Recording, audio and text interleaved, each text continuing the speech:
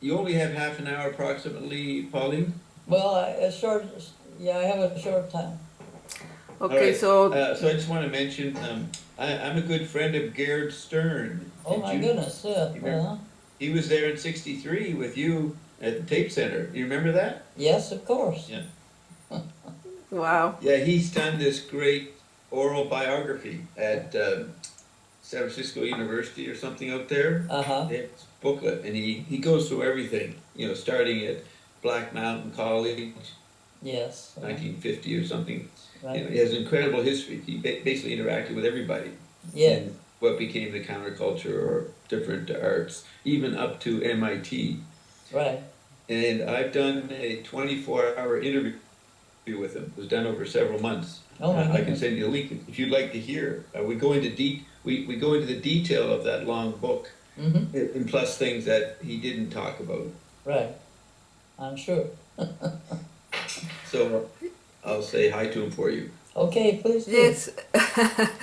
Well, one of the main discoveries of the century, the scientists say, is these gravitational waves that Yes, they were able to notice because they heard a sea sound coming from the collision of two black holes, right, and that made me think about you because you were always talking about how important it is to hear, to listen, and with the technologies we're now starting to listen into the quantum, really yeah, amplifying things that were not possible to hear, and black holes, and I think what you were saying, like you said, since a long time ago, is becoming more and more relevant now that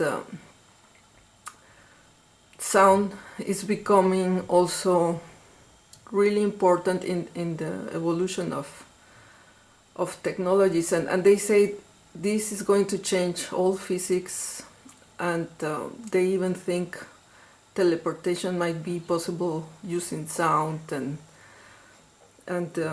how we everything is frequency and everything is interacting, and that's something I gained from your work, this awareness of sound massaging like the molecules and the cells, and how everything is connected, and how we can hear maybe without being aware from our ears or our brain, but there is something in many levels in our body that is listening. yes, I believe that. Yes, maybe um, you could tell us more about how you Oh, see your theories now in this situation. oh, well, I feel that it's more than ever important to continue to investigate what is listening. I mean, our ears are not listening; they are sensing and they're gathering waveforms. But the waveforms are transmitted to the brain, and the brain is where listening takes place. Except that there is an important other aspect, which is vibration, vibration of the skin, for example, so that we have much more opportunity to listen through vibration, as well as having waveforms transmitted to the brain. So we have to begin to understand listening as a whole body function, and to give attention to that, because we've been taken away from the body by focused activity concerning speech and mathematics or coding, so that this is the focus on a stream of information, but forgetting about the complete expansive nature of all interconnection. And so the interconnection of all things comes through the whole body functioning and sensing. Just one thing I also always find very interesting, you said you are making music, but not only music, also silence. Oh, well, silence. Silence that you can hear. Silence, that's a problematical term. Yes. Silence. Silence, if you have a definition of silence, it's zero vibrations. And if we had that, we wouldn't exist. Yeah, it's not possible. No. So it's an abstract concept. But we have relative silence or relative quiet, I would say. Or less stimulation. So, I mean, we have to have, huh? Less stimulation. Yes. But, I feel that it's important to recognize that there are different ways of understanding what that term means. In Hot and Cool, the collection of McLuhan essays in 1967 by Gerald Stern, the very last question Stern asked McLuhan is, will there ever be silence? And McLuhan says, objects are unobservable, only relationships among objects are observable. I always thought that was a good answer. Yeah, that's a very good answer, I would say. The acoustic is coming back, but it's not the acoustic as we used to think. We hear only with the ear. It's the tactile or the more synesthetic type of perception.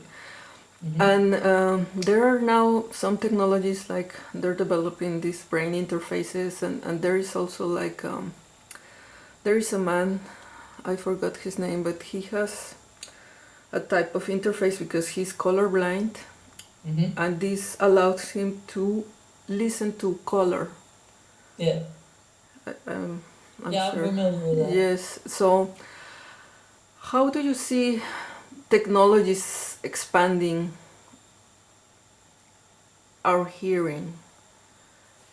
Mm-hmm. Well, first of all, we have to to recognize all types of human being. And for example, in the fall, I had a seminar which was devoted to building instruments and interfaces for the deaf and hard of hearing, so that they could participate in musical activity. So this is a marginalized community. I mean, a community that has its own culture and definitions and so on. But it's important that we accept all. I mean, we have equal opportunity for people to participate in some kind of musical activity. So this is happening, and this was a very, very interesting seminar, because it's very interesting to think about making music if you can't hear in the usual way. So then it means that you have to find ways of synesthesia or for perceiving vibration, so that you can understand what is happening in some way. So I think that we can't just keep our definitions focused in certain ways. We have to open and expand and find new ways to work together. So when you say whole body listening, I think that was your phrase, that includes or is limited to synesthesia? No, it includes it, yeah, for sure. It includes any way we can, anything we can do. Anything we can do and anything that we haven't learned that we can do. Did you have something to say, Roxy, to that? Well, I found what you do very interesting because it also gave me the awareness that we're immersed in like some type of music that never stops, and you interact with this sound landscape in real time. And for me that was like a big revelation, that because in a way, like McLuhan says, technologies has always been about expanding some of our senses, and this has been this odyssey of expanding ourselves. And I think already in our physicality we have a lot of possibilities, like we don't use the whole brain, or there is all this junk DNA, but I think there will be new technologies that are going to activate that. And the expansion is not necessarily going to be into this hybrid cyborg, because many said we are the last real humans, the next generations are going to be cyborgs. So Yes. what do you think about this? We already are.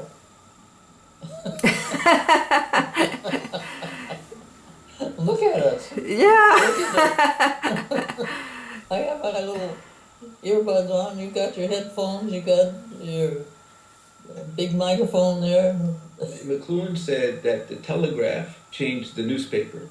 And he said because people were able to get information from all over the globe, he said that was retrieval of acoustic space electrically. He used to say we hear from all directions. So socially, we now could get communication from around the world. So then he would say that the newspaper, the telegraph press, was acoustic space, an image of acoustic space. So he was starting to think synesthetically. He was mixing up the literalness of what is hearing with that statement. I thought that was pretty neat. People do not think they're experiencing hearing when they're looking at a newspaper page, but they're actually experiencing the visual effect of an acoustic simulation that happens with a telegraph.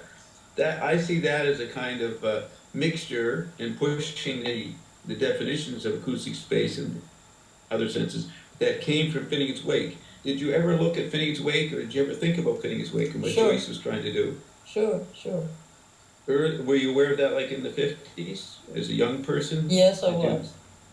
Yeah. How did you become aware of it? Through your own experience or through your teachers? You remember how? Not through teachers. I don't remember exactly how. Maybe John Cage? No. I really can't remember exactly how I came across Joyce, but I did, and I was interested in it because of his interest in sound.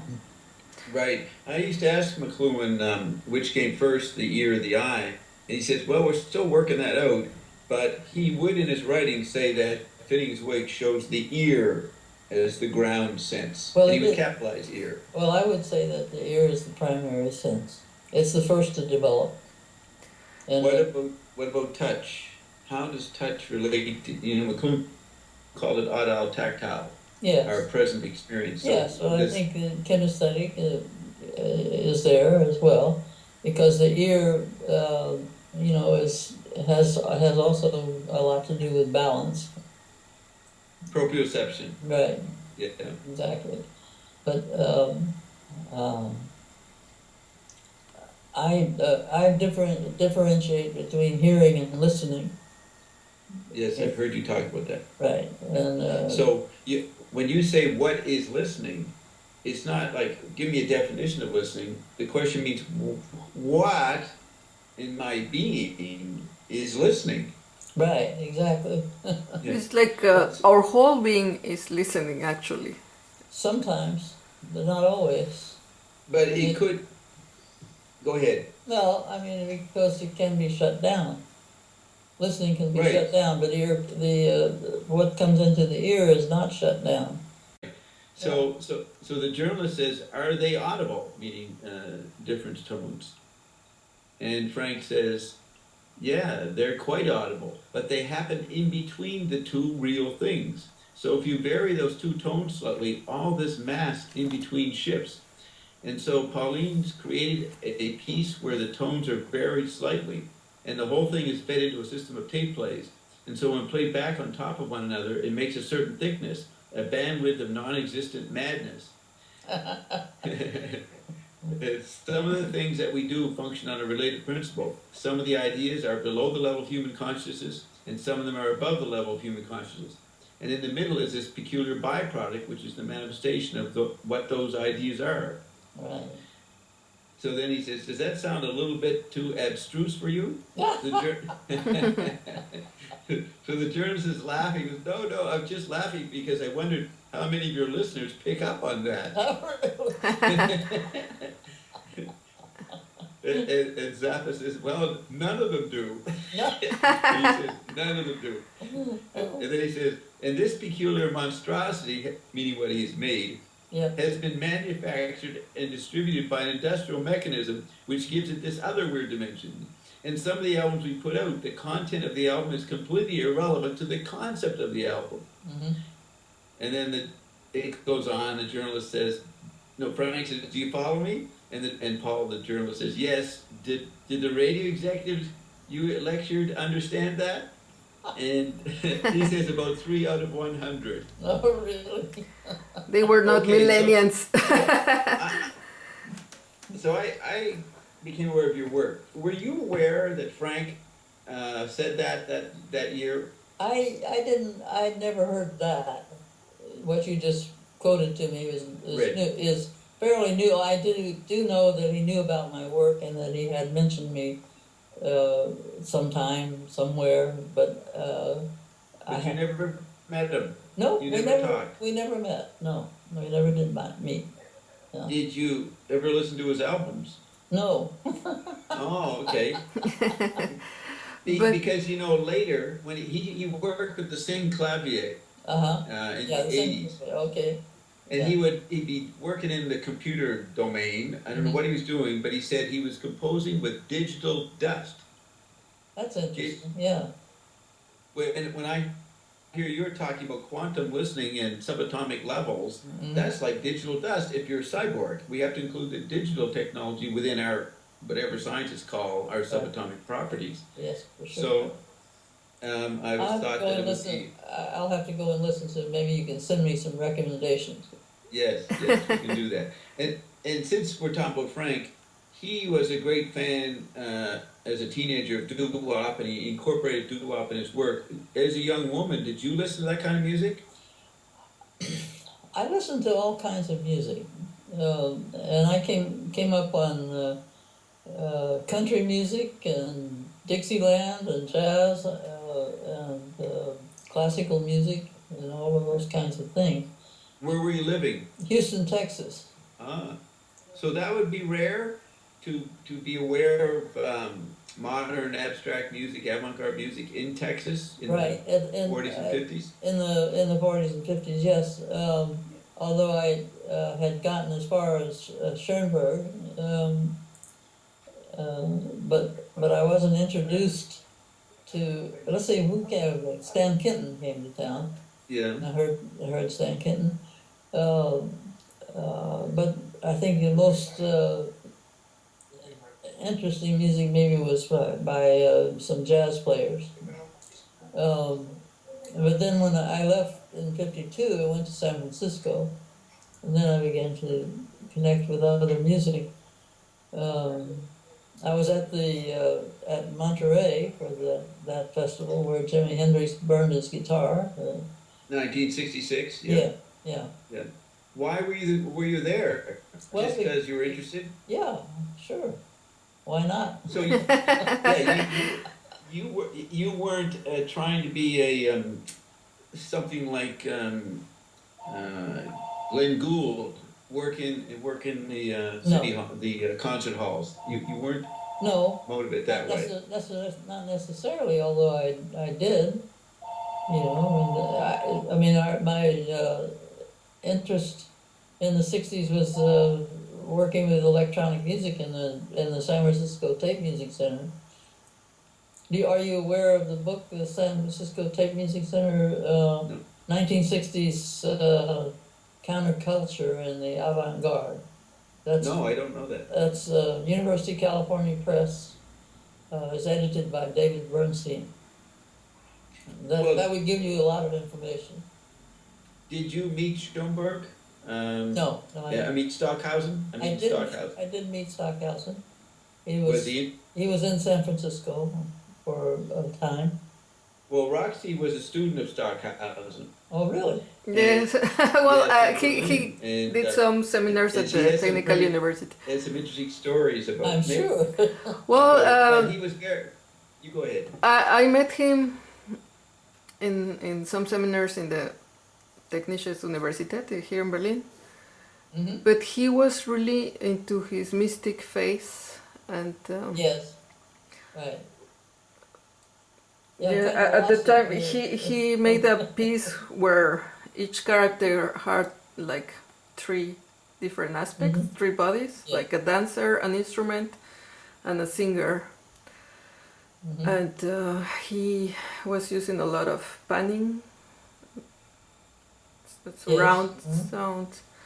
But he seemed to be maybe beyond our perception. Like he was really maybe having a more intense experience. Like you maybe can understand this type of mysticism through sound, because Uh-huh. he was so turned on by sound that he had this type of mystic experiences, and Yeah, went right. to explore that aspect Right. of the effects of music. Yeah. Well, I didn't know him then. I mean, I met him in the 60s. You know, I had heard his music through the radio KPFA in Berkeley, California. I don't know if you know about this station, but it was the first listener-sponsored station in the United States. And so there was a very important thing that happened, which was that every morning for 4 hours there was a broadcast of the morning concert, which consisted of all contemporary music. Wow. And that's when I heard Stockhausen and Barrio and you know, all of those guys in Europe that were counted in the 50s and 60s. So I got exposed to that music through the radio.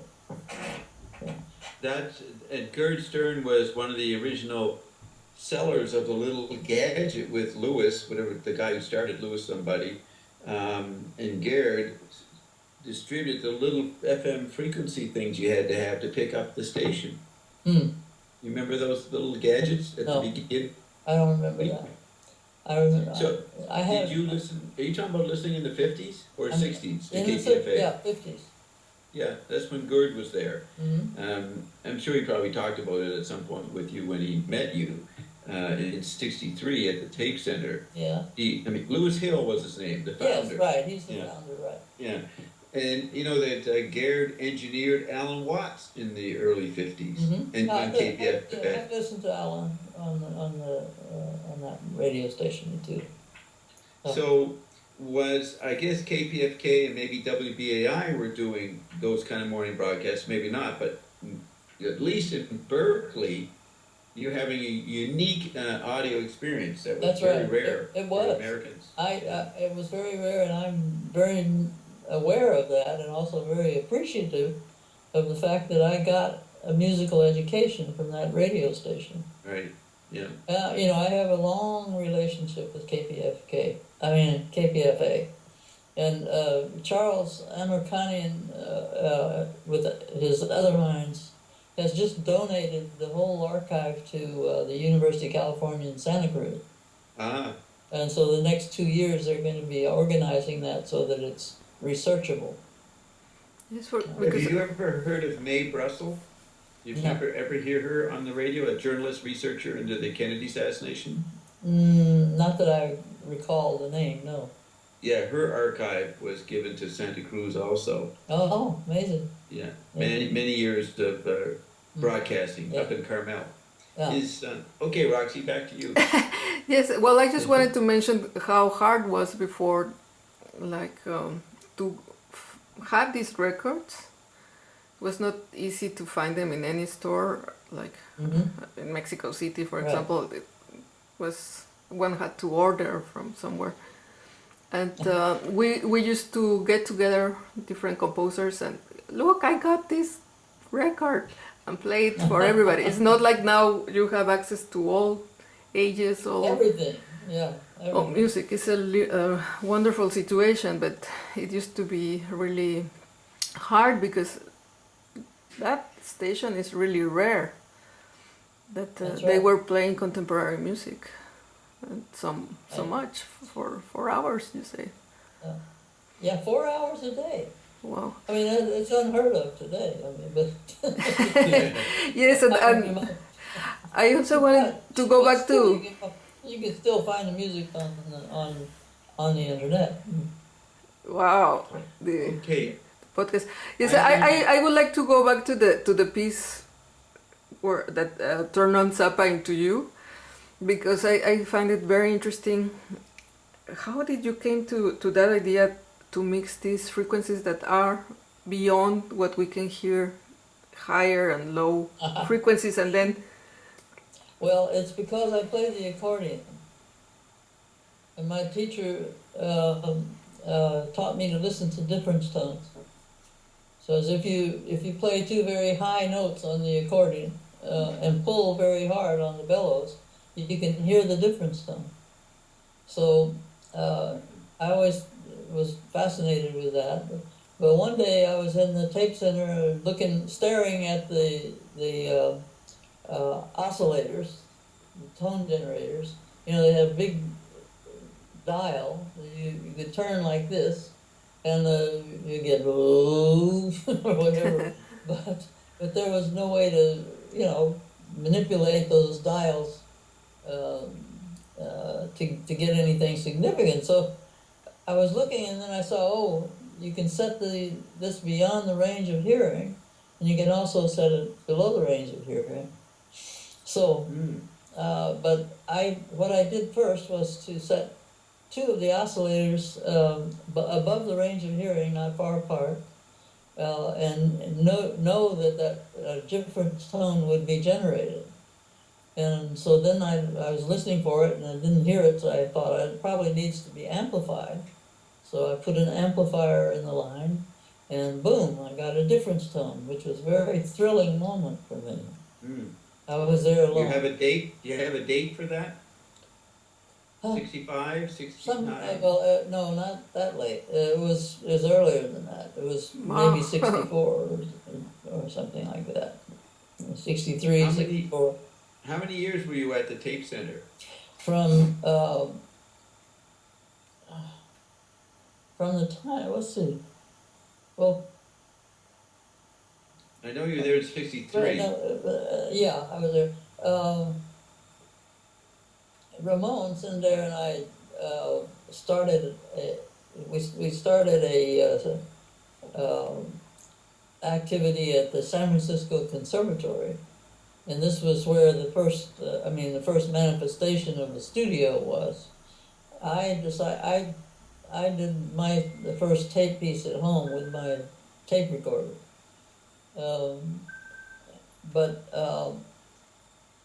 When the studio was established at 321 de Visadero, which I think was about 1963, that's when I was there, and I started to work in the studio, and started to work with electronic sound. But that was my way of working with electronic sound, was this discovery that I could generate difference tones, and that I could use a tape delay system, stringing tape from one machine to another, you know, and then using a patch bay to send signals back and forth to different tracks and so on.